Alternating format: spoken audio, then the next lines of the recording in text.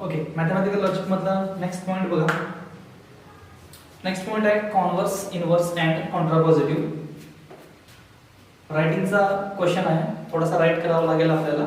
Mathematical statement तुम्हाला दिलं असेल आणि तुम्हाला सांगतील की फाइंड आउट कॉन्व्हर्स, इनव्हर्स आणि कॉन्ट्रापॉझिटिव्ह. स्टेटमेंट आपण इथे लिहिलेले एक्झाम्पल लिहिलेले आहे, त्याचा आपल्याला कॉन्व्हर्स, इनव्हर्स, कॉन्ट्रापॉझिटिव्ह लिहायचा आहे. पण त्याच्या आधी आपण बघूया ऍक्च्युअली इनव्हर्स, कॉन्व्हर्स, इनव्हर्स आणि कॉन्ट्रापॉझिटिव्ह काय असणार आहे आणि कुठल्या स्टेटमेंटसाठी तुम्ही ते फाइंड आउट करू शकता.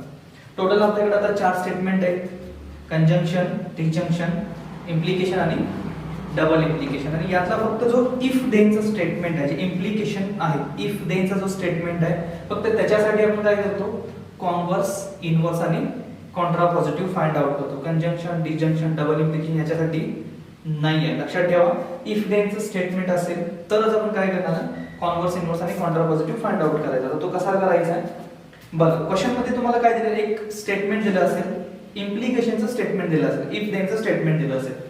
मग समजा for example P implies Q हे गिवन स्टेटमेंट आहे.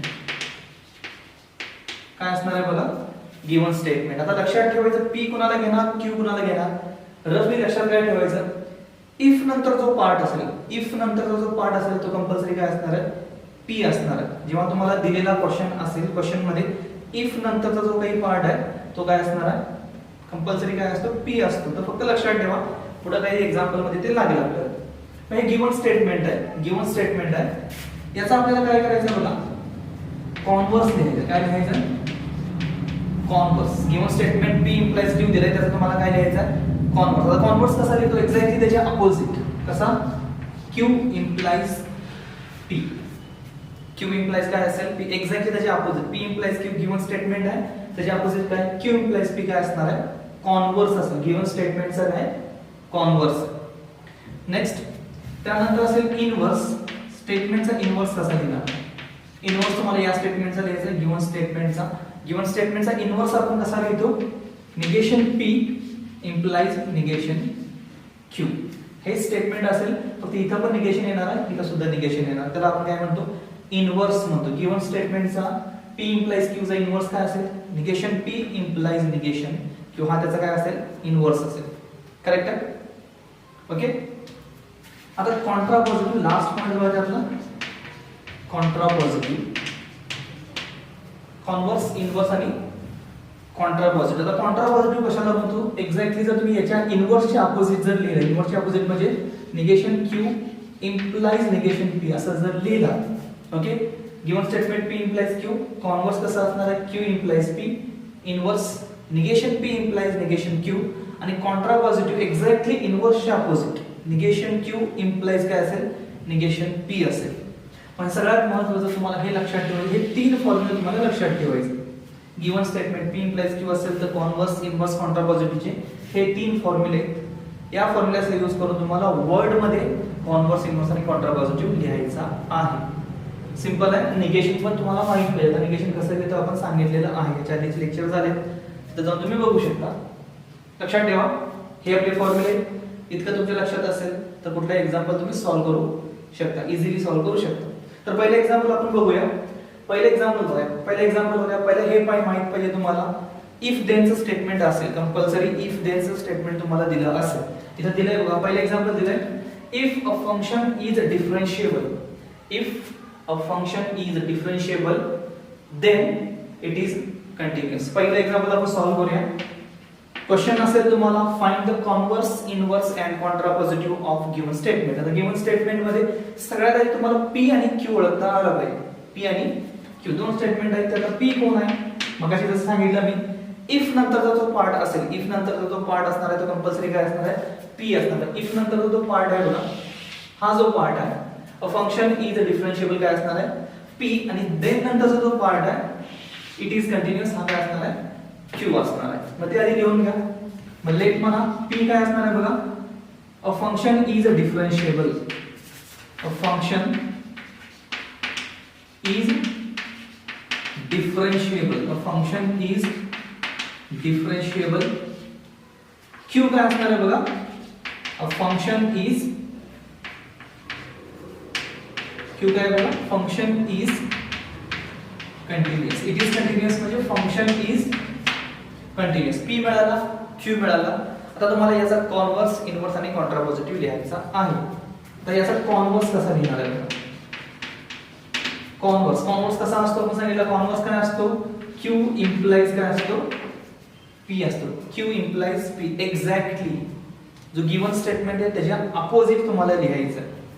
पी इम्प्लाइज क्यू होता, आता काय आहे ना क्यू इम्प्लाइज पी. आता इफ नंतर जो असेल क्यू चा पार्ट येणार, देन नंतर काय येणार पी. इफ असेल त्यानंतर देन असेल.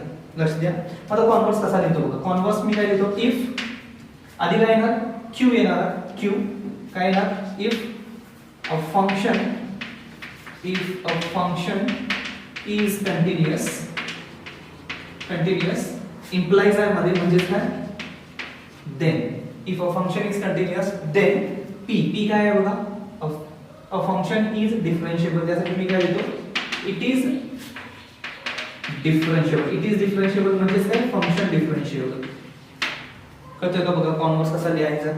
p implies q given statement आहे, एक्झॅक्टली त्याच्या अपोजिट q implies p असेल तर त्याला आपण काय म्हणतो? कॉन्व्हर्स. कळतो का? ओके. इनव्हर्स वर चला. आता इनव्हर्स कसा लिहिणार? इनव्हर्स आपण लिहितो negation p implies negation q. If नंतर काय पाहिजे? निगेशन p, देन निगेशन काय पाहिजे आपल्याला? q पाहिजे. आता निगेशन p चा तुम्हाला काय करायचं आहे? निगेशन करायचं. निगेशन कसं करायचं सांगितलेलं आपण नॉट इन्सर्ट करतो. सिंपल स्टेटमेंट जर असेल तर मग काय येणार बघा? इफ पहिल्यांदा म्हणजे निगेशन p याचा निगेशन काय असणार आहे? If a function is not differentiable. Is काय बघा? नॉट डिफरन्शिएबल. नॉट म्हणजे इथं आपण आता निगेशन केलेलं आहे. हा काय आहे? इफ नंतर निगेशन p. त्यानंतर काय इम्प्लाइज म्हणजे काय असेल? देन निगेशन q चा काय? निगेशन याचा निगेशन. फंक्शन इज कंटिन्युअस चा निगेशन काय असणार? Function is not continuous. म्हणजे इथं काय लिहिलं मी? It is not continuous. Function is continuous लिहिलं तरी चालेल, फंक्शन इज नॉट कंटिन्युअस लिहिलं तर चालेल, पण ग्रामॅटिकली जास्त बरोबर इट येणार. कॉमन नेम यूज करा त्याचा. A function is not differentiable. Negation p then negation q. It is not continuous. कळतंय का बघा? कळतंय? नेक्स्ट क्वेश्चन एक्झॅक्टली याच्या अपोजिट. आता एक्झॅक्टली याच्या अपोजिट म्हणजे इनव्हर्स घेतलाय. आता आपल्याला काय करायचं आहे? कॉन्ट्रापॉझिटिव्ह फाइंड आउट करायचं. कॉन्ट्रापॉझिटिव्ह निगेशन q इम्प्लाइज काय असणार आहे? निगेशन p असणार आहे. मग कसं लिहिता येईल बघा? सांग कॉन्ट्रापॉझिटिव्ह कसं लिहिणार आहे आपण? कॉन्ट्रापॉझिटिव्ह बोला. कॉन्ट्रापॉझिटिव्ह कसा असणार आहे? निगेशन q इम्प्लाइज काय असणार आहे? Negation p. फॉर्म्युला फक्त लक्षात असेल तर संपला विषय, बाकी काय अवघड नाही याच्यात. आता निगेशन p. इफ नंतर काय पाहिजे? निगेशन q पाहिजे. निगेशन q म्हणजे याचा negation. If a function is not continuous याचा निगेशन करतो मी. इज नॉट कंटिन्युअस देन नंतर काय? देन नंतर कुठला पार्ट असणार? निगेशन p म्हणजे याचा निगेशन काय लिहितो मी? It is not differentiable. It is not differentiable. It is not differentiable. That's it. This is a contrapositive. A function is not continuous. If function is not continuous, then it is not differentiable. कळतंय का बघा? Question easy आहे, अवघड अजिबात नाही. फक्त तुम्हाला formula लक्षात ठेवायचा आहे. गिवन स्टेटमेंट असेल p implies q, कॉन्व्हर्स असेल q implies p, इनव्हर्स असेल negation p implies negation p आणि कॉन्ट्रापॉझिटिव्ह असेल negation q implies negation p. Okay. तिन्ही फॉर्म्युला डोक्यात ठेवा बस. एक्झाम्पल कुठलाही सॉल्व्ह होईल तुम्हाला, काही अडचण नाही. फक्त निगेशन तुम्हाला करता आलं पाहिजे. हे झालं पहिलं एक्झाम्पल. करेक्ट आहे? सेकंड एक्झाम्पल वर जाऊया आपण. एक सिमिलर एक्झाम्पल, पण निगेशन करायची मेथड तुम्हाला थोडीशी वेगळी आहे. काल आपण सांगितलेली होती.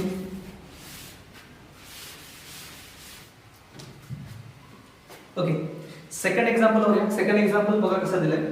परत तुम्हाला एक इम्प्लिकेशनचा स्टेटमेंट दिलाय. If x less than y then x square less than y square. पुढे कंडिशन दिली x y belongs to y. याचा काय संबंध नाही, याचा काय विचार करायची गरज नाही. मेन इथं आहे आपला पॉइंट. इम्प्लिकेशनचा तुम्हाला परत स्टेटमेंट दिलाय.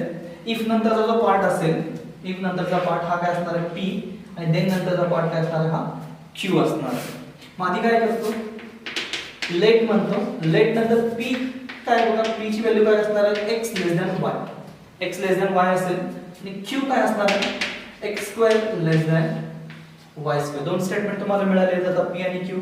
तर याचा कॉन्व्हर्स इन्व्हर्स कॉन्ट्रा पॉझिटिव्ह. चला कॉन्व्हर्स कसा असेल सांगा. कॉन्व्हर्स असणार आहे q इम्प्लाइज p. आधी q असेल इफ नंतर q देन p ची व्हॅल्यू असेल. मग आता इफ लिहायचं स्टार्टिंगला इफ q ची व्हॅल्यू, तर q काय आहे बघा x square less than y square, नंतर काय असेल देन p ची व्हॅल्यू काय x less than y, x y belongs to r. Simple एकदम स्ट्रेट फॉरवर्ड, एकदम सिंपल त्यांनी दिलेलं आहे, काही चेंज करायची गरज नाही. जसं आहे तसं फक्त q implies p exactly flip करून आपण लिहितो. सेकंड हा झाला पहिला. सेकंड बघा इनव्हर्स लिहायचं त्याचा. इनव्हर्स कसा असतो माहित आहे, निगेशन p इम्प्लाइज काय असतो निगेशन q. आता निगेशन करायचं आहे, लक्ष देऊन बघायचं, निगेशन करायचं आहे. इफ आधी काय असणार आहे इफ निगेशन p, p चा निगेशन काय असणार आहे बघा x greater than equal to y. याचा निगेशन बघा आपण मागच्या लेक्चर मध्ये बघितलंय, निगेशन कसं करायचं माहित आहे तुम्हाला. याचा निगेशन काय असणार आहे x greater than equal to y. मध्ये काय आहे इफ नंतर देन निगेशन q चा निगेशन काय असणार x square greater than equal to y square, xy belongs to r. That's it. Next बघा, नेक्स्ट काय करायचं आपल्याला कॉन्ट्रा पॉझिटिव्ह फाइंड आउट करायचं.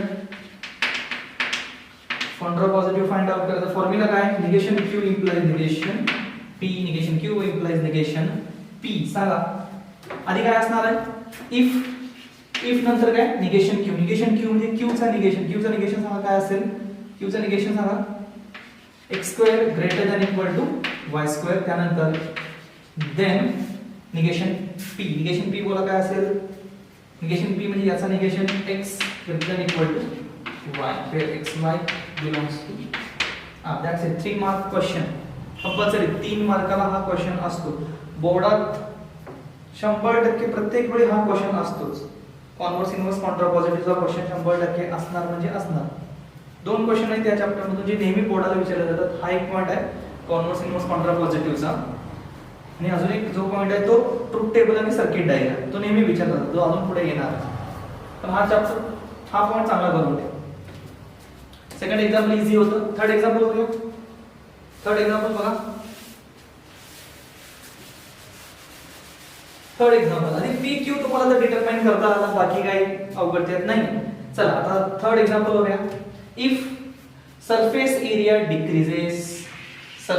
डिक्रीजेस, इफ नंतरचा जो पार्ट असेल तो पी असेल, देन प्रेशर इन्क्रीजेस, देनच्या नंतरचा जो पार्ट असेल तो काय असणार आहे क्यू असणार आहे. पी आणि क्यू तुम्हाला मिळाला. Question number 3. पी काय असणार आहे बघा, लेट पी असणार आहे सरफेस एरिया डिक्रीजेस, क्यू काय असणार आहे सांगा प्रेशर इन्क्रीजेस. काय असणार आहे प्रेशर इन्क्रीजेस, प्रेशर काय होणार आहे इन्क्रीजेस. 2 स्टेटमेंट मिळाले. आता याचा कॉन्व्हर्स इन्व्हर्स आणि कॉन्ट्रा पॉझिटिव्ह. कॉन्व्हर्स सांगा कसा असेल. कॉन्व्हर्स काय असतो q implies p. Given statement p implies q आहे, तर याचा कॉन्व्हर्स काय असतो q इम्प्लाइज p. तर सांगा q मध्ये येणार q काय येणार इफ नंतर काय असणार आहे q. इफ प्रेशर इन्क्रीजेस, त्यानंतर देन p ची व्हॅल्यू काय सरफेस एरिया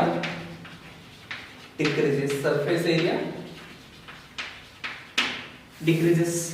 सिंपल आहे. कॉन्व्हर्स कळाला. येत असेल तुम्हाला तुम्ही सॉल्व्ह करायला चालू करा सोबत. कॉन्व्हर्स झाला फर्स्ट पॉइंट. सेकंड त्यातला बघा इन्व्हर्सचा फॉर्म्युला बोला negation p implies negation q. Negation p implies negation p. आता निगेशन करायचं. लक्ष देऊन बघा. थोडंसं इंग्लिश मध्ये जे आपण ग्रामर यूज करतो त्याचेच रूल इथं पण लागू होणार आहेत थोडेफार, तिथं मिस्टेक करायची नाही. आता लक्ष द्या. निगेशन p इफ नंतर काय येणार निगेशन p. निगेशन p म्हणजे p चा निगेशन काय बघा इफ सरफेस एरिया इथं काय लिहितो मी does not decreases present tense आहे तर डज नॉट घेतला फक्त नॉट घेतलेलं नाही आपण ओके लक्षात ठेवा हे थोडंसं इंग्लिश ग्रामरचा पार्ट आहे लक्षात ठेवा तर तुम्हाला लक्षात ठेवायला लागणार आहे तो इंग्लिश जर वेगळा असेल तर आपलं आमच्यासारखं सोपं आहे काय लक्षात राहून जाईल इथं प्रेझेंट टेन्स दिसतो तुम्हाला एस लावलेला दिसतोय डिक्रीजेस इन्क्रीजेस त्याच्यामुळे आपण इथं डज नॉट यूज केला okay if surface area not decreases लिहिला तरी मॅथमॅटिकली बरोबर होईल पण इंग्लिशचं जे ग्रामर आहे त्यानुसार थोडंसं रॉंग होईल त्यामुळे आपण करेक्टली घेताना आपण काय लिहिणार आहे does not decreases if surface area does not decreases त्यानंतर काय असेल देन निगेशन क्यू काय प्रेशर काय लिहिणार आहे pressure does not increases pressure does not increases easy काय अवघड नाही अजिबात होते का क्लिअर कळतंय का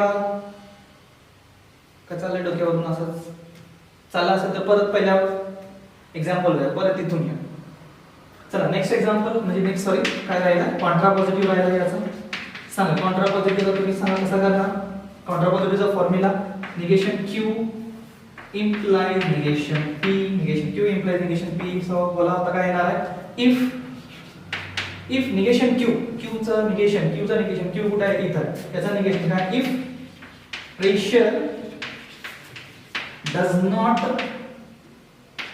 increases negation q त्यानंतर काय then त्यानंतर काय असणार आहे then negation p चा negation काय येणार आहे बघा surface area does not decreases surface area does not decreases simple एकदम 3 मार्क फिक्स आहेत हातचे मार्क आहेत खिशातले मार्क अजिबात सोडायचे नाही फक्त काय तीनच फॉर्म्युला लक्षात ठेवायचा आहे converse q implies p inverse negation p implies negation q आणि Contra positive negation q implies negation p आणि बाकी सगळे निगेशनचे रूल आपल्याला करायचे आहेत तर याच्यापेक्षा सोपं तुम्हाला आणि काय देणार आहे बोर्डवाले ओके क्वेश्चन नंबर 3 झाला क्वेश्चन नंबर 4 तुम्ही करायचा क्वेश्चन नंबर 4 तुम्ही करायचा इझी आहे त्यामुळे तुम्हाला देतो तो क्वेश्चन नंबर 4 तुम्ही करा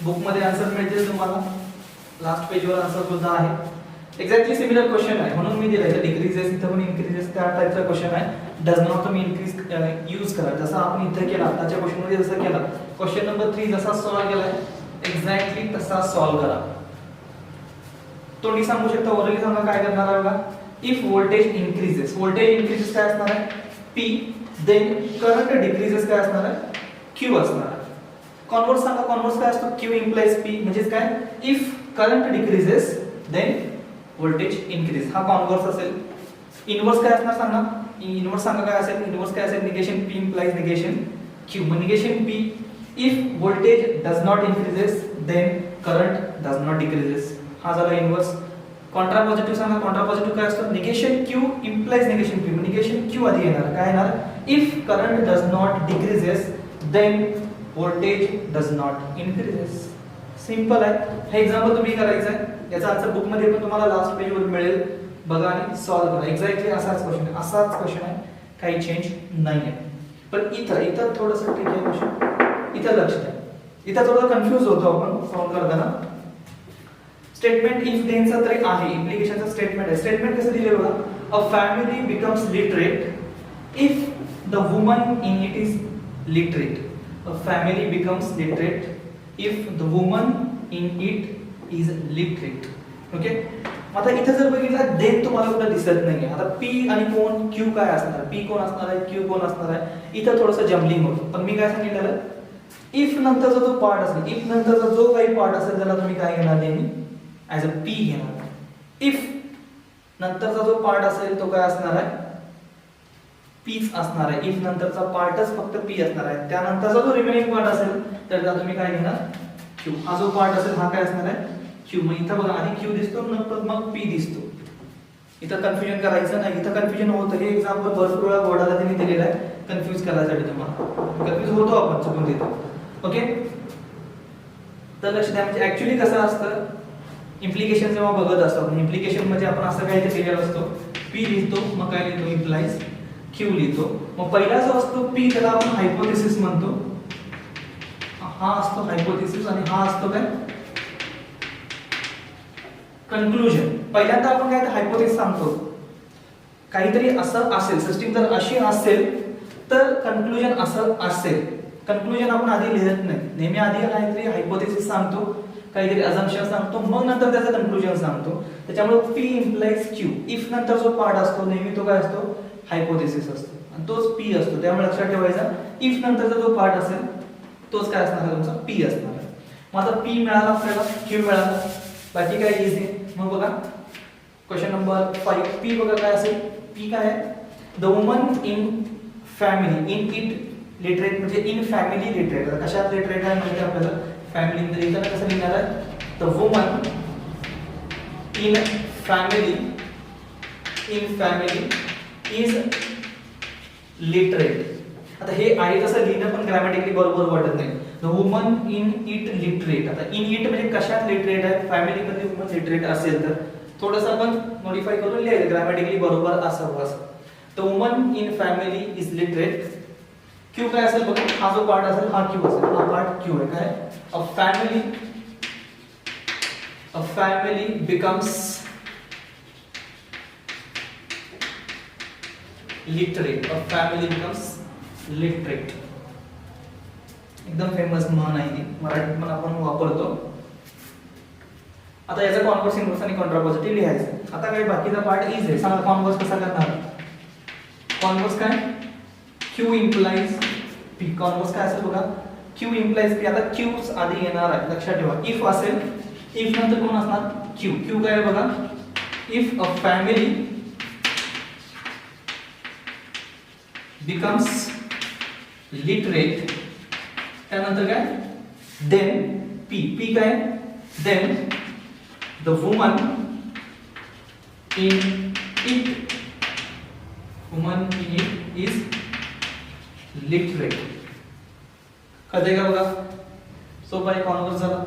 आता त्याचा इनव्हर्स लिहूया. इनव्हर्स सांगा कसा असेल. इनव्हर्स काय असतो, negation P implies negation Q.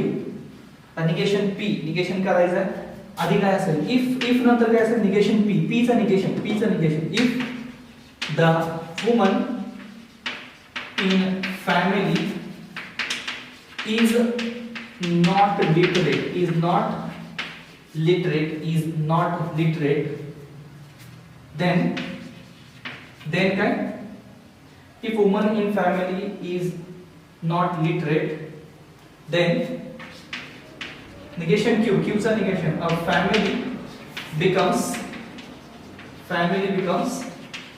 does not literate. इथे S दिसतोय लावलेला, become चा becomes आहे, त्यामुळे आपण does not घेतलेला आहे, लक्षात राहू दे तो पॉइंट. ओके, प्रेझेंट टेन्स दिसतोय थोडासा, तिथे आपण does not यूज करत असतो. ते तुमचं काम आहे, ते काय इंग्लिशचं ग्रामर असेल ते तुम्ही जाऊन बघायचं. डज नॉट कुठे यूज करतो आपण ते थोडंसं तुम्ही बघा. 12वी पर्यंत आलोय आपण आता.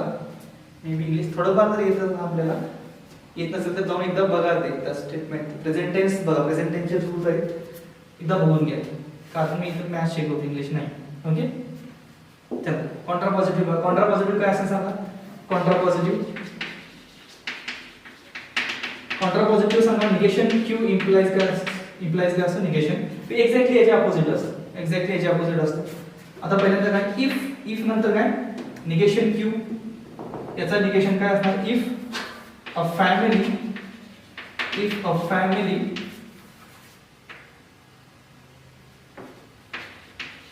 becomes does not literate, family becomes does not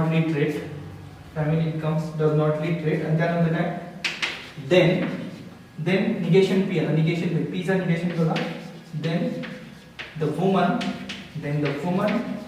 in it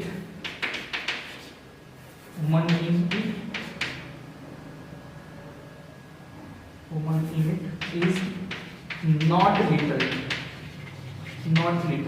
इथे काय डज नॉट यूज करायची गरज नाही. येतो तुम्हाला एस आपण लावलेला दिसतो, बिकम्स, डिक्रीजेस, इन्क्रीजेस, त्या टाइप मध्ये आपण डज नॉट लावत असतो. ते रूल तुम्ही एकदा बघूनच घ्या, 100% बघून ठेवा. आता तिन्ही बघा लिहिलेले आपण कॉन्व्हर्स, इन्व्हर्स आणि कॉन्ट्रापॉझिटिव्ह चेक करून बघा तसाच लिहिलेला का तुम्ही. माझ्या आधी तुम्ही आता लिहायला पाहिजे. 4 एक्झाम्पल झालेले आहेत, बाकीचं तुम्ही सॉल्व्ह करायला चालू करा. लास्ट एक्झाम्पल बघा, लिहायला चालू करा.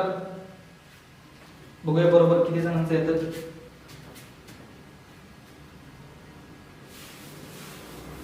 हे एक्झाम्पल लक्षात ठेवा. 5 नंबर एक्झाम्पल थोडंसं ट्रिक आहे, कन्फ्यूज होतो आपण. स्टार बनवून ठेवा.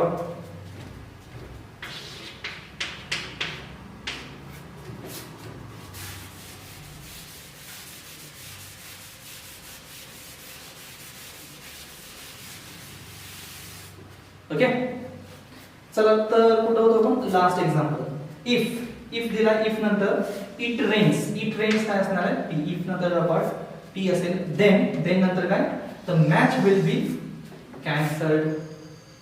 The match will be cancelled. आता पी मिळालाय, क्यू माहिती. आता पी बघा काय असणार, क्वेश्चन नंबर 6 बघा.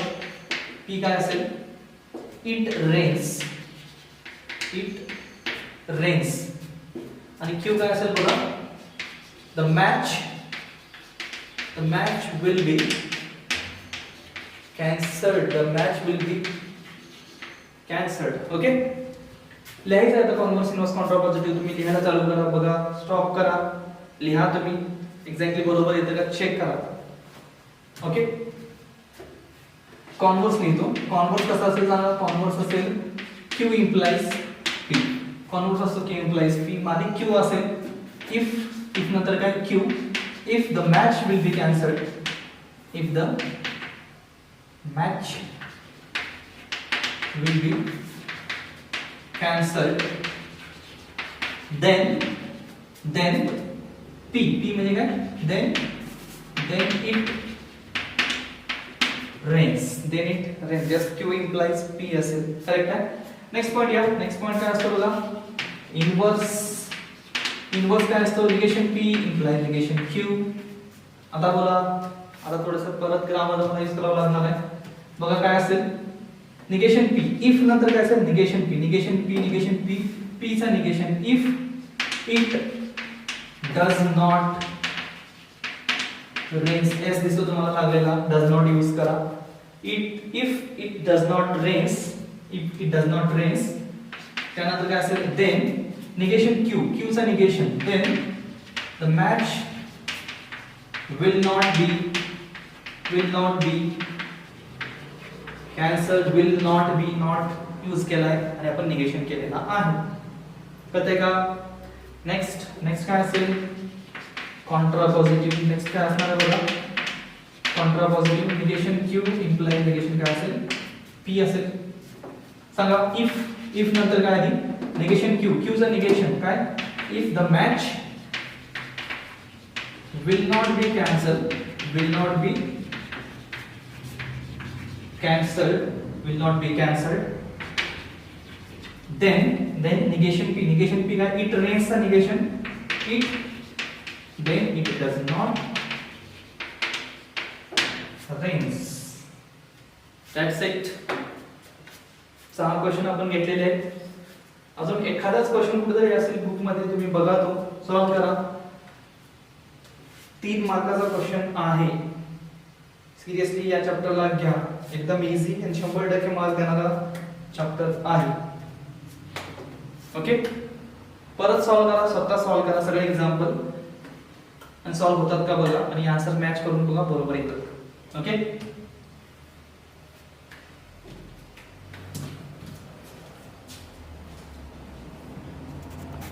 ओके, चला आता नेक्स्ट सेक्शन मध्ये या. पॉइंटचं नाव बघा काय, अल्जेब्रा ऑफ स्टेटमेंट्स. जसं आपण ऍडिशन, मल्टिप्लिकेशन, डिव्हिजन करत असतो, रेग्युलर नंबरचा जसा अल्जेब्रा असतो, स्टेटमेंटचा पण तसा काहीतरी अल्जेब्रा त्यांनी दिलेला आहे. डिटेल म्हणजे इतके लॉज आहेत सगळे तुम्हाला लक्षात ठेवायचे. जोक नाही आहे, लक्षात ठेवायला लागणार, लक्षात राहतील, काही अडचण नाही आहे. लॉजिकलाच लक्षात ठेवायचं. चॅप्टर जसं नाव आहे मॅथमॅटिकल लॉजिक लावला तर सगळे तुम्हाला फॉर्म्युला पण लक्षात राहतील. फॉर्म्युला आपल्याला यूज करायचे आहेत पुढे जाऊन. नंतर एकदा प्रॅक्टिस झाली आपल्याला फॉर्म्युले कसे यूज करायचे, बाकी काही सगळं इझी आहे. बघा, एक 9 ते 10 फॉर्म्युलेज आहेत, त्याचा आज डिस्कशन. या लेक्चरमध्ये एवढंच करायचं आपल्याला, जे फॉर्म्युला आपण लिहिणार आहे, जे लॉज आहेत त्यांचं डिस्कशन आणि हे लॉज कसे अप्लाय होतात आणि त्यांची व्हॅल्यू तशी कशी आलेली आहे फक्त आपल्याला बघायचं आहे, इन्साइट मिळावा लॉज कसे आहेत त्याबद्दल. नंतर फक्त मी सांगितलं असतं की पाठ करा, ते वर्क होत नाही. एकदा तुम्हाला एकदा कळाले लॉज कसे आलेत, लॉजिक काय त्याच्या मागचं, तर लवकर लक्षात राहतील आणि लक्षात ठेवायची पण गरज नाही. लॉजिकनं तुम्ही कधी कधी एक्झाम्पल सॉल्व्ह करू शकता. आता पहिला लॉ बघा, कम्युटेटिव्ह लॉ, असोसिएटिव्ह आणि डिस्ट्रीब्युटिव्ह. हे तर रेग्युलर जसं आपले नंबर्स असतात किंवा वेक्टर्स असतील फिजिक्स मध्ये, तिथं जसं लॉज अप्लाय होतात कम्युटेटिव्ह, असोसिएटिव्ह आणि डिस्ट्रीब्युटिव्ह, एक्झॅक्टली इथं सुद्धा तेच लॉ आपल्याला अप्लाय करायचं. तर कम्युटेटिव्ह मध्ये आपण काय सांगितलेलं आठवतं ना, मॅथ्स मध्ये जर कम्युटेटिव्ह नंबर असेल 3 × 4 इज इक्वल टू काय असतो 4 × 3. मल्टिप्लिकेशनची ऑर्डर मॅटर करत नाही, 3 × 4 करा किंवा 4 × 3 करा, आन्सर कंपल्सरी काय येणार आहे, सेम येणार आहे. त्याला आपण म्हणतो कम्युटिव्हिटी. इथं मल्टिप्लिकेशन मध्ये जो कम्युटिव्हिटी दाखवतो इथं पहिले बघा, आता काय सांगितले कम्युटिव्हिटी ऑर साठी सांगितले, P or Q is equivalent to काय Q or P. Order change केला आन्सर चेंज होत नाही. अँड आणि ऑर साठी सांगतो मी, कशासाठी सांगतो बघा, अँड आणि ऑर जर असेल, अँड आणि ऑर जर असेल, ऑर्डर चेंज केला तर आन्सर चेंज होत नाही. मग तुम्ही P or Q लिहा किंवा काय लिहा Q or P, answer same राहणार आहे. अँड साठी सुद्धा तसंच आहे, P and Q लिहा किंवा तुम्ही काय लिहू शकता Q and P. Order change केला तरी चालतं, आन्सर चेंज होत नाही. यासाठी लक्षात ठेवायचं, अँड आणि ऑर जर असेल तर तुम्ही ऑर्डर चेंज करू शकता दोघांची, आन्सर चेंज होणार नाही. कळतंय? हा फर्स्ट लॉ एकदम easy law, commutative law. Okay. Second law बघा, असोसिएटिव्ह लॉ. आता असोसिएटिव्ह लॉ काय सांगतो बघा, असोसिएटिव्ह लॉ म्हणजे P and Q and R. इथं बघा अँड दिसतो, इथं सुद्धा काय दिसतो अँड दिसतो, म्हणजे सेम ऑपरेशन आहे. अँड आणि अँड दोन्ही ऑपरेशन सेम दिसतात तुम्हाला. असं जर असेल अँड आणि अँड असेल किंवा ऑर आणि ऑर असेल, कंपल्सरी अँड अँड दिसतो किंवा ऑर ऑर दिसतो तुम्हाला, तर मॅटर करत नाही कुठलं ऑपरेशन तुम्ही आधी करता. इथं मॅटर करत नाही की कुठलं ऑपरेशन तुम्ही आधी करणार आहे. पहिला Q and R घेणार तुम्ही, याला ब्रॅकेट टाकलाय म्हणजे हे ऑपरेशन आधी केला, मग नंतर काय केलं P and कनेक्ट केलाय त्याला तुम्ही, असं केलं तरी चालेल. किंवा तुम्ही काय करू शकता, P and Q हे ऑपरेशन तुम्ही आधी करू शकता, P and Q नंतर काय करू शकता and R. किंवा तुम्ही काय करू शकता, P and R हे ऑपरेशन आधी करू शकता, मग नंतर काय करू शकता Q त्याच्याबरोबर जॉईन करू शकता. म्हणजे कुठलंही ऑपरेशन तुम्ही पहिल्यांदा करू शकता. समजा फॉर एक्झाम्पल एक एक्झाम्पल घेतले, 3 × 4 × 2 दिलाय, याचा आन्सर माहिती आहे आपल्याला 3 × 4 12 × 2 24 येणार आहे. मग समजा तुम्ही 3 × 4 केला, 12 × 2 केला, आन्सर 24 येणार. किंवा तुम्ही असं केलं 2 × 4 8 8 × 3 किती येणार 24, असं सुद्धा आन्सर चालतं. किंवा 3 × 2 6 6 × 4 किती येणार आहे 24. मग आधी कुठली तुम्ही पेअर घेतलं ऑपरेशन मध्ये मॅटर करत नाही, आन्सर नेहमी काय राहणार आहे सेम राहणार आहे. कधी सेम राहणार आहे, अँड पाहिजे, इथं सुद्धा काय पाहिजे अँडच पाहिजे, अँड आणि अँड. मग तुम्ही असं करू शकता. किंवा ऑर असेल तरी चालेल. ऑर म्हणजे कसं P or Q or R. म्हणजे यासाठी तुम्ही हे ऑपरेशन आधी करू शकता, म्हणजे काय P or Q or काय करू शकता नंतर R करू शकता. किंवा काय करू शकता, काय मॅटर करत नाही, P or R or काय करू शकता Q करू शकता. कुठलं ऑपरेशन आधी केलं इथं मॅटर करत नाही. किंवा जेव्हा दोन्ही सिम्बॉल सेम असेल, अँड असेल किंवा ऑर आणि ऑरच असेल, तेव्हा आपण करतो. लक्षात ठेवायचं आहे अँड आणि अँडच पाहिजे, ऑर आणि ऑरच पाहिजे. दुसरा सिम्बॉल आला तर फॉर्म्युला वेगळा. कळतं का? दोन फॉर्म्युले, दोन लॉ झालेत. पहिला कम्युटेटिव्ह, दुसरा असोसिएटिव्ह लॉ. आता थर्ड आहे डिस्ट्रीब्युटिव्ह लॉ. आता डिस्ट्रीब्युटिव्ह लॉ तुम्हाला आठवत असेल तर समजा इथं समजा 3 दिलाय इंटू a minus b असं काहीतरी दिले. मग आपण काय करत होतो, 3 ने याला मल्टिप्लाय करा 3a मायनस 3 याला मल्टिप्लाय करा, असं काय येणार आहे 3b. म्हणजे डिस्ट्रीब्यूट करून द्यायचा आहे. हा जो मल्टिप्लिकेशनचा फॅक्टर आहे तो दोघांना काय करायचा आहे डिस्ट्रीब्यूट करून तुम्हाला द्यायचा आहे. एक्झॅक्टली स्टेटमेंट मध्ये पण हेच करायचं आहे तुम्हाला. आता डिस्ट्रीब्युटिव्ह लॉ कधी यूज होणार आहे बघा. डिस्ट्रीब्युटिव्ह लॉ यूज कधी होणार आहे, एक काय पाहिजे अँड पाहिजे आणि दुसरा काय पाहिजे ऑर पाहिजे. एक अँड असेल आणि दुसरा काय असेल ऑर असेल. तर आता डिस्ट्रीब्युटिव्ह लॉ कसा यूज करणार आहे बघा. हा जो p अँड दिसतो, हा जो दिसतो काय बघा p अँड, तो पहिल्यांदा कशाला द्यायला तुम्ही q ला देणार आणि त्यानंतर काय करणार, मधला सिम्बॉल काय असणार आहे ऑर. p अँड परत कशाला देणार आहे मी आर ला देणार. मग फॉर्म्युला कसा असेल, मग कसा लिहू शकतो बघा मी, P and Q or R असं स्टेटमेंट आहे. म्हणजे आता हा जो फॅक्टर दिसतो याने तुम्हाला मल्टिप्लाय करायचं, एकदा याला एकदा मल्टिप्लाय करा आणि आर ला एकदा मल्टिप्लाय करा आणि मध्ये सिम्बॉल काय असेल, ऑर असेल. मग लिहिताना तुम्ही कसं लिहू शकता, पी अँड क्यू मध्ये सिम्बॉल काय असणार आहे, ऑर असेल आणि इथे काय असणार आहे, पी अँड आर असेल. That's it. त्याला आपण म्हणतो डिस्ट्रीब्युटिव्ह लॉ. प्रत्येकाला बघा याला आपण काय म्हणतो, डिस्ट्रीब्युटिव्ह. याच्यासाठी एक अँड पाहिजे आणि एक ऑर चा सिम्बॉल पाहिजे तिथं. तर दुसरं एक्झाम्पल जर घेतलं तर P or Q and R, इथं ऑर आहे आणि इथं काय अँड आहे. आता इथं डिस्ट्रीब्यूट करून तुम्हाला द्यायचं. डिस्ट्रीब्यूट करून द्यायचं काय करू शकता बघा, पी ऑर याला एकदा द्या आणि काय द्या, आर ला एकदा द्या. मग कसं होणार आहे बघा, पी ऑर क्यू पहिल्या ब्रॅकेट मध्ये पी ऑर क्यू मध्ये सिम्बॉल काय असणार आहे, अँड पी ऑर काय असणार आहे, आर असणार आहे. म्हणजे डिस्ट्रीब्यूट करून देतो. बाहेर जो फॅक्टर आहे तो आपण दोघांना मल्टिप्लाय केला आणि मधलं साइन लक्षात ठेवा, इथं हे जे साइन असेल ते साइन काय असणार आहे, मध्ये असणार. याला आपण काय म्हणतो, distributive law. Distributive law 3 laws clear आहेत का बघा, लक्षात ठेवायचे तुम्हाला. असंच तुम्ही पाठ करू शकता, पण लॉज ऍक्च्युली मागचं लॉजिक काय त्याच्या लॉज येण्यामागचं हे सगळं सांगतोय मी. हे मी रफ करतो.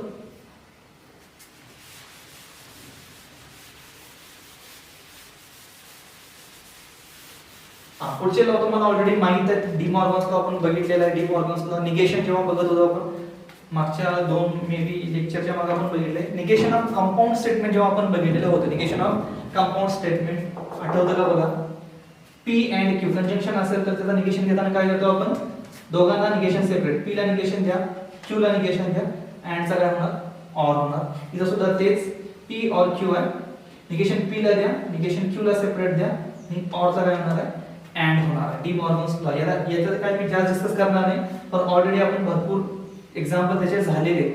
निगेशन ऑफ कंपाऊंड स्टेटमेंट तिथे जाऊन तुम्ही बघा, हा लॉ तुम्हाला परत मिळेल. हाच लॉ डायरेक्टली त्यांनी सांगितलेला आहे. ओके, यात काही जास्त डिस्कस करण्यासारखं नाही आहे. डी मॉर्गन्स लॉ ऑलरेडी झालेला आहे, मागच्या लेक्चर मध्ये तुम्ही जाऊन बघा.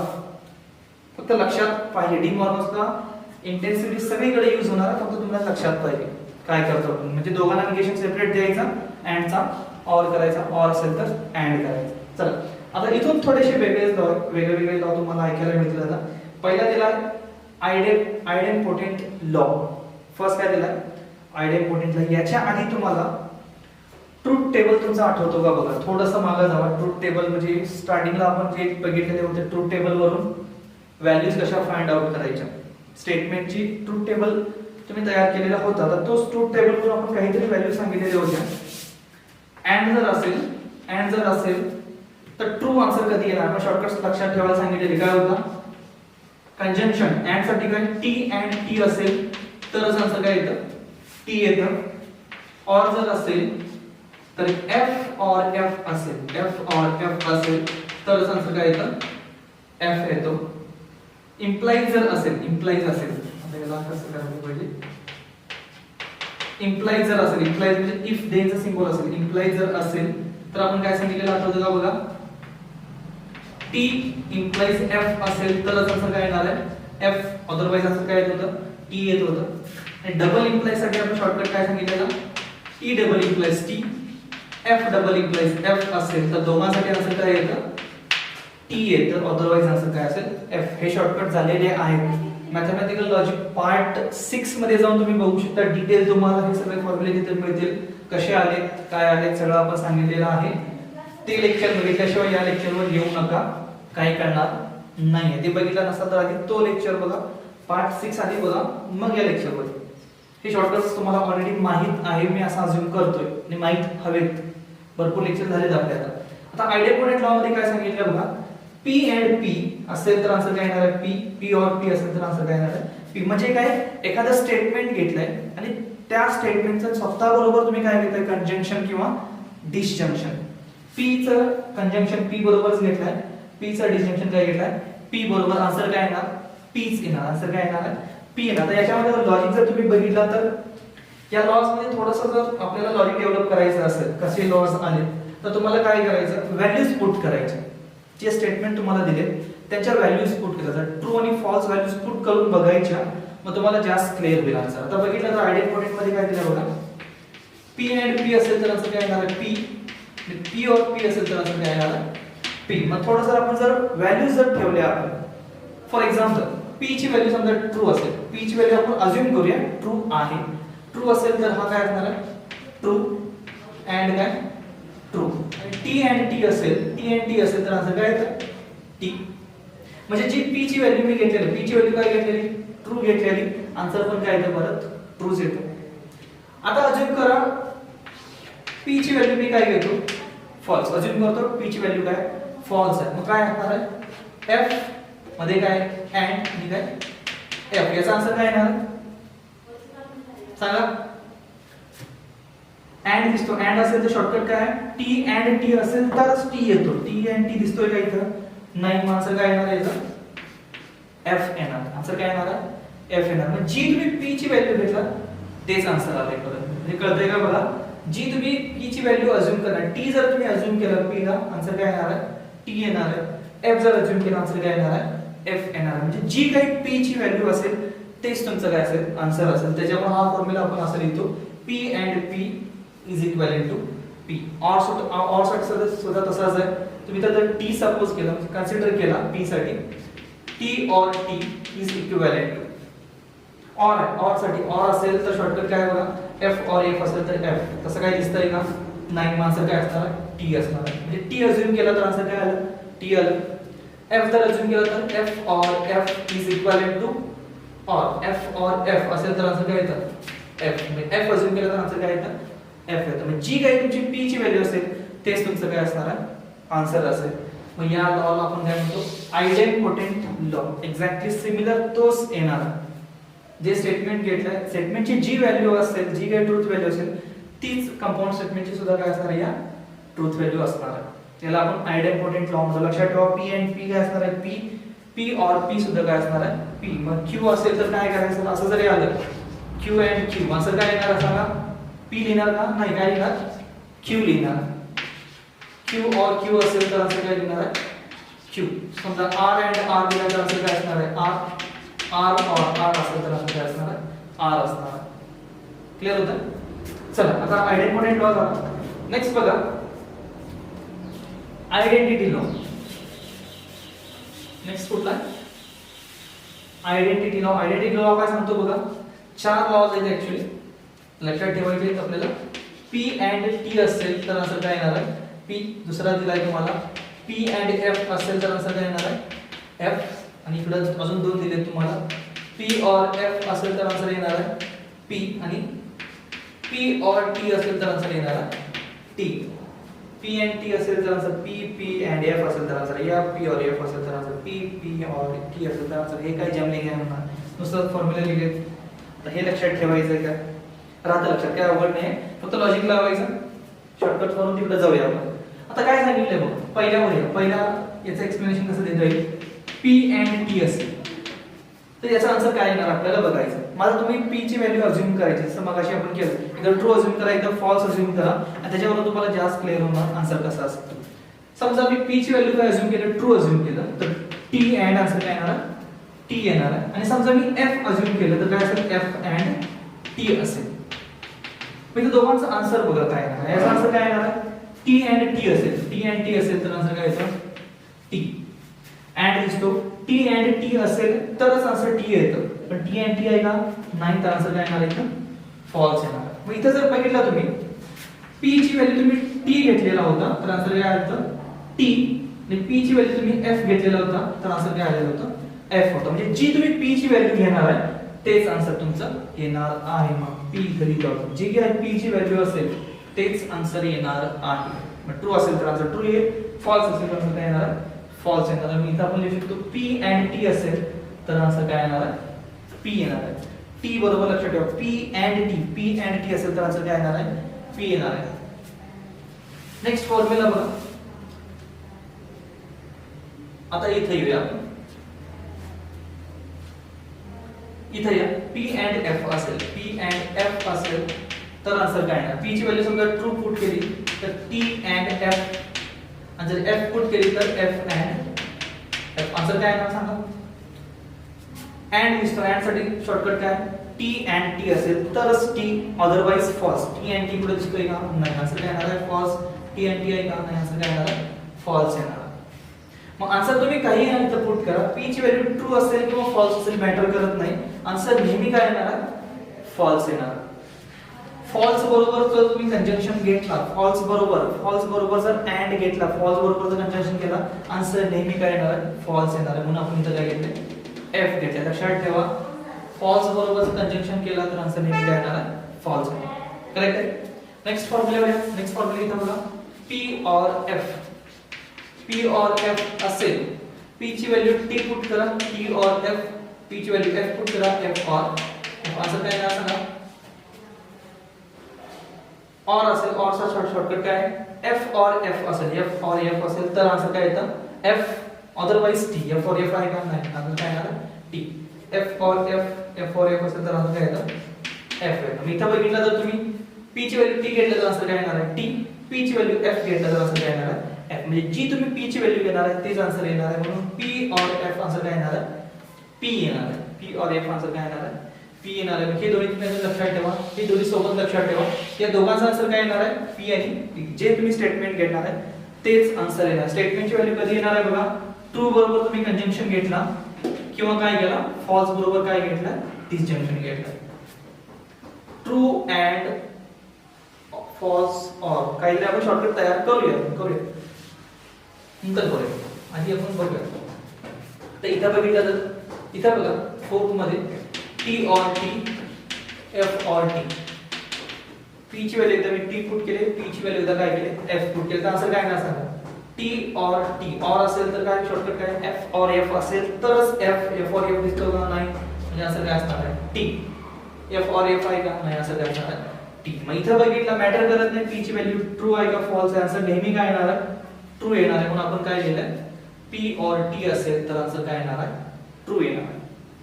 ओके लक्षात ठेवताय का बघा, लक्षात कसं राहणार हे तुम्ही तुमच्या लक्षात राहतील. पी चं जर कंजंक्शन घेतला, पी अँड एफ घेतला, पी चं जर फॉल्स बरोबर तुम्ही मॅच केला, पी ला फॉल्स बरोबर मॅच केला अँड तर आन्सर काय येणार आहे फॉल्स.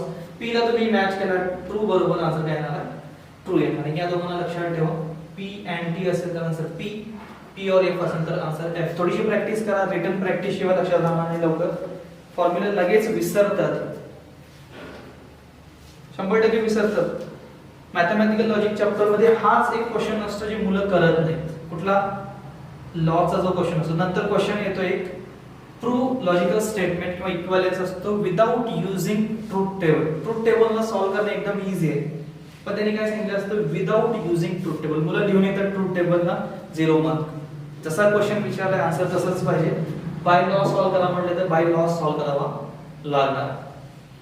थोडा वेळ लागेल, एक रोज एक 5-10 मिनिटं तुम्ही प्रॅक्टिस केला तर 1-2 दिवसात तुम्हाला लक्षात राहून जाते. करत राहा प्रॅक्टिस, लक्षात राहते, काय अवघड नाही अजिबात. नेक्स्ट आयडेंटिटी लॉ झाला, आयडेंटिटी झाला. आता कॉम्प्लिमेंट वर या. कॉम्प्लिमेंट बघा, कॉम्प्लिमेंट एकदम इझी आहे. कॉम्प्लिमेंट मध्ये काय आता सांगायचं बघा, पी अँड निगेशन पी असेल तर आन्सर काय येणार आहे एफ. आणि दुसरा बघा पी और निगेशन पी असेल तर आन्सर काय येणार आहे टी. आता तुम्ही जसं मगाशी लॉजिक लावला तोच करायचा आहे तुम्हाला. समजा मी पी ची व्हॅल्यू जर ट्रू ठेवली तर काय येणार आहे टी अँड. पी ची व्हॅल्यू टी असेल तर निगेशन पी काय असणार आहे एक्झॅक्टली त्याच्या अपोजिट फॉल्स असेल. मग असं काय असणार सांगायचं अँड असेल, अँड साठी काय सांगितलं टी अँड टी असेल तरच टी. टी अँड टी दिसतोय का नाही तर असं काय येणार आहे फॉल्स येणार आहे. दुसरं बघा याची व्हॅल्यू जर मी एफ पुट केली, एफ अँड एफ चं निगेशन काय असणार आहे टी असणार. टी अँड टी आहे का, टी अँड टी असेल तर टी, पण टी अँड टी दिसतोय का नाही, असं काय असणार आहे एफ. मग इथं मॅटर करत नाही पी ची व्हॅल्यू ट्रू असेल किंवा फॉल्स असेल, आन्सर नेहमी काय येणार आहे फॉल्स येणार. लक्षात ठेवा अँड जर मध्ये असेल, अँड जर मध्ये असेल आन्सर नेहमी फॉल्स येणार आहे. पी आणि त्याचा निगेशन घेणार आहे, तो स्टेटमेंट आहे त्याचा काय करायचं तुम्हाला निगेशन. इथं पी आणि निगेशन क्यू असेल तर आन्सर वेगळं, तो कुठला दुसरा लॉ असेल त्याला आपण लॉ म्हणणार नाही. पी अँड निगेशन पी हा जो स्टेटमेंट आहे त्याचंच निगेशन पाहिजे, आणि मध्ये जर अँड असेल तर नेहमी आन्सर काय येणार आहे फॉल्स येणार आहे. त्याच्यापुढे इथं पी ची व्हॅल्यू पुट करा ट्रू और निगेशन म्हणजे काय फॉल्स. इथं जर मी फॉल्स पुट केला तर एफ और काय असणार दोघांचा आन्सर काय येणार सांगा एफ साठी सॉरी ऑर साठी शॉर्टकट काय एफ और एफ असेल तर आन्सर एफ. मग एफ और एफ कुठे दिसतोय का एफ और एफ नाही तर काय असणार आहे टी. एफ और एफ नाही तर काय असणार आहे टी. मॅटर करत नाही इनपुट तुम्ही काय देता आन्सर नेहमी काय असणार आहे ट्रू असणार आहे. त्यालाच आपण काय म्हणतो कॉम्प्लिमेंट लॉ. लक्षात ठेवा अँड जर असेल P and negation P answer false येणार आहे आणि ऑर जर असेल तर आन्सर काय येणार आहे ट्रू. अँड साठी तो फॉल्स ऑर साठी तो काय असणार आहे ट्रू असणार आहे. कळतंय का ओके. नेक्स्ट कॉम्प्लिमेंट झालेला आहे absorption law. Absorption law CET ला थोडाफार जास्त करून विचारला जातो. ऍब्सॉर्प्शन लॉ मध्ये लक्षात काय ठेवायचं आहे बघा असणार आहे काय एक ऑर आणि एक अँड कंपल्सरी असणार. अँड आणि ऑर दोन्ही कंपल्सरी एकत्र असणार आहे. डिस्ट्रीब्युटिव्ह लॉ मध्ये बघितलं थर्ड नंबरचा क्वेश्चन होता बघा एक्झॅक्टली तसंच आहे पण एक फरक आहे. डिस्ट्रीब्युटिव्ह लॉ मध्ये काय होतं पी अँड क्यू और आर. एक अँड होता एक काय होता ऑर होता आणि तीन स्टेटमेंट होते पी क्यू आणि आर. तीन स्टेटमेंट होती पण ऍब्सॉर्प्शन लॉ मध्ये दोन स्टेटमेंट असतात. दोनच असतात. एक स्टेटमेंट रिपीट होतो. इथं बघा पी आहे इथं सुद्धा काय पी आहे इथं पी आहे इथं सुद्धा काय पी आहे. स्टेटमेंट रिपीट होतो. लक्षात ठेवा ऍब्सॉर्प्शन लॉ बघा आता पी और पी अँड क्यू आन्सर काय येईल सांगा. समजा मी याची व्हॅल्यू जर ट्रू कन्सिडर केली पी ला काय म्हणतात ट्रू और हा काय ट्रू अँड तर क्यू ची व्हॅल्यू बघा काय असेल. आता क्यू ची व्हॅल्यू आपण काय घेऊ शकतो का क्यू ची व्हॅल्यू आपल्याला घेऊया आपण क्यू ची व्हॅल्यू जर ट्रू घेऊन बघूया.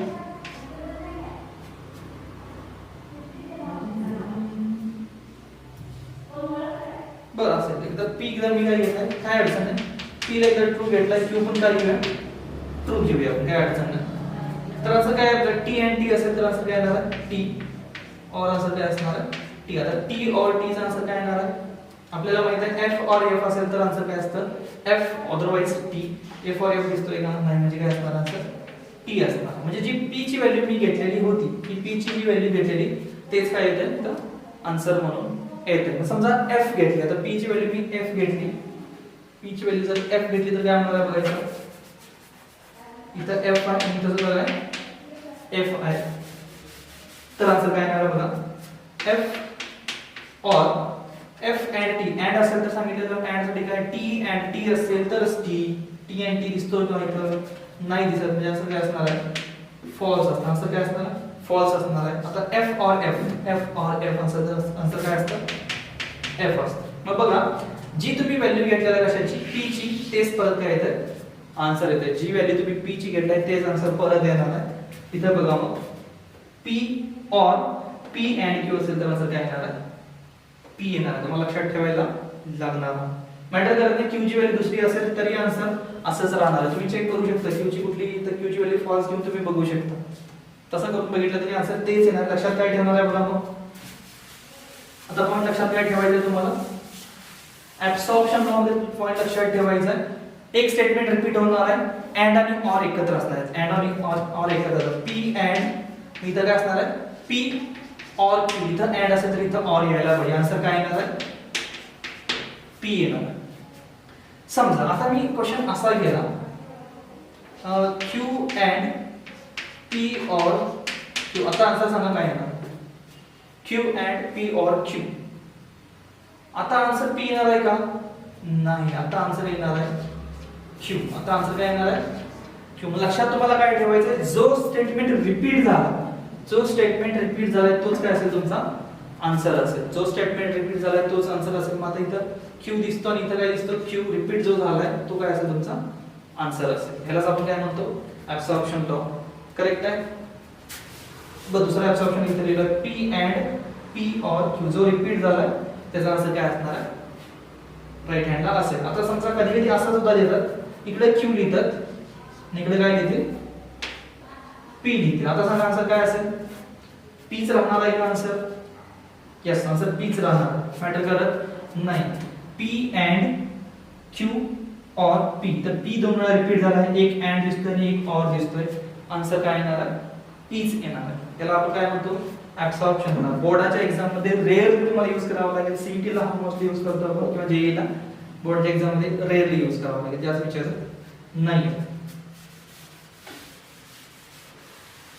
ओके, आता कंडिशनल लॉ तुम्हाला हे म्हणजे ऍक्च्युली लॉ नाही आहे, तुम्ही ट्रूथ टेबल वरून ते प्रूव्ह करू शकता. आणि मी ॲज अ होमवर्क तुम्हाला सांगितलेलं होतं हे प्रूव्ह करून बघा, लॉजिकल इक्विव्हॅलन्स प्रूव्ह करून बघा.